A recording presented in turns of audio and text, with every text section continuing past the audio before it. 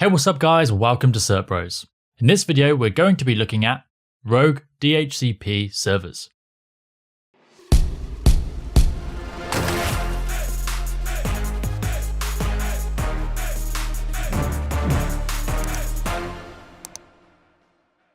Before we start, I just need to stress that this video is for informational purposes only. If you know how these attacks work, then you can better defend against them. Do not try this on any system that you do not own or have permission to do so. Okay, so before we look at this rogue DHCP attack, let's first remind ourselves about DHCP and how it works. Here is our network. There are two hosts, a switch, and a router.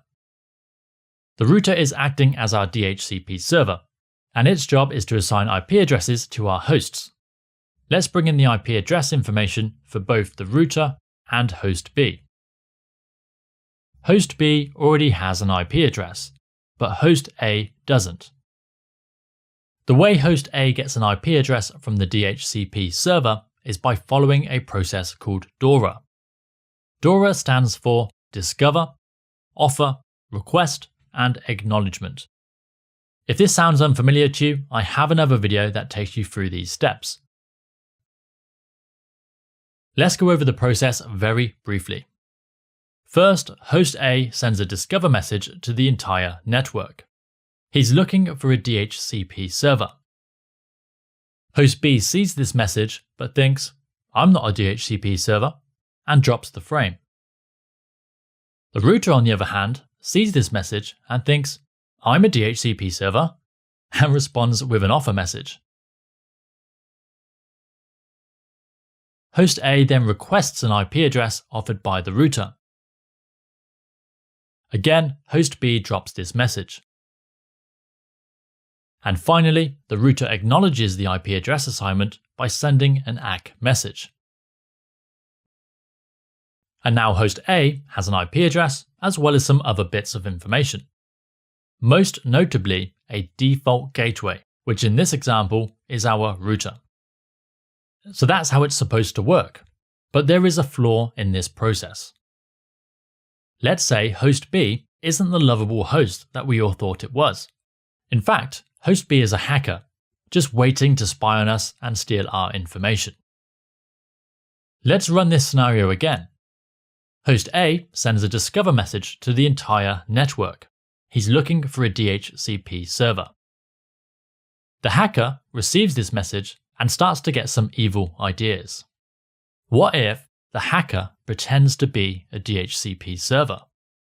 The hacker replies with a DHCP offer message of his own, just like a normal DHCP server would. If host A receives this offer before any others, it will happily accept. The hacker, happy that his evil plan has worked, sends an acknowledge message. Host A now has an IP address assigned not by the DHCP server, but by the hacker. But what does this actually achieve? Well, if you look closely, you can see that the default gateway is set to the IP address of the hacker's computer. Why is this important? Well, if host A wants to connect to this web server, for example, first it's going to realize that that web server is not on the local network. So what does it do? Host A sends this request to the default gateway, which in this case is our hacker. The request is sent directly to the hacker's machine. Once the hacker has done its snooping, he will pass this traffic onto the real default gateway. Now this is known as a man-in-the-middle attack. It's where communication between two computers is intercepted, read, and passed on by the attacker. If done correctly, no one will be aware that this attack is even taking place. Okay, so that was the theory. Let's see this attack in action. We'll start with our hacker's machine. I'm using Kali Linux for this example. If you're not familiar with Kali or Linux in general, don't worry, you can still get the general idea. So for this attack to work, we need to start up a rogue DHCP server. Before we do that though, let me open up a terminal and check our IP addresses. I'll do that by typing if or if config.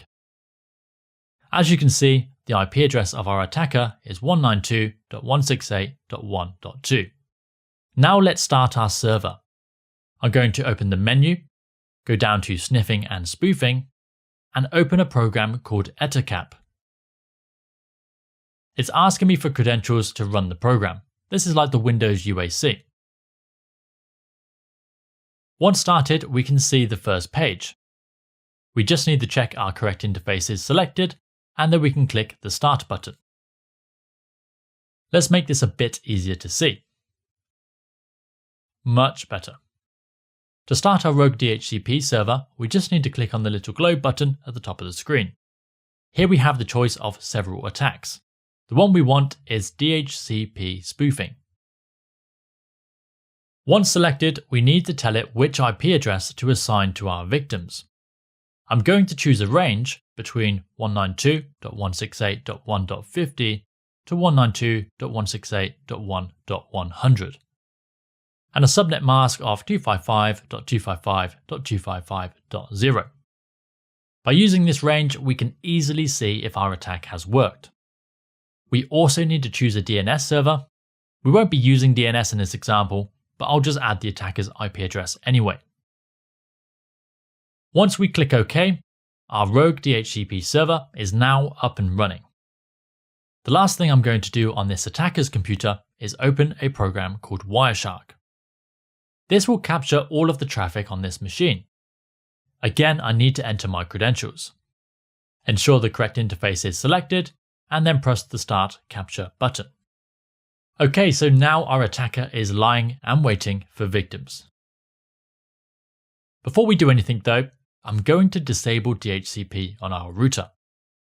Now, I know this sounds like cheating, and it kind of is, but the reason for this is because it can be quite difficult to replicate this attack in a lab.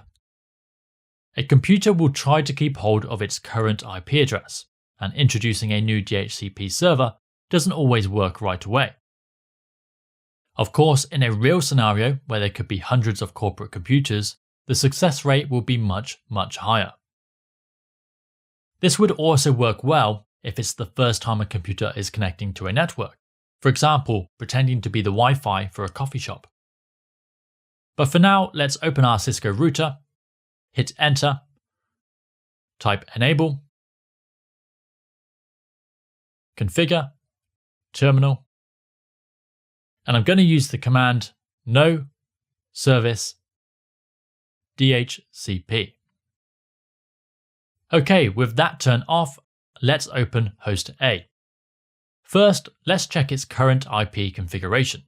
I'll go to the Start menu and open PowerShell.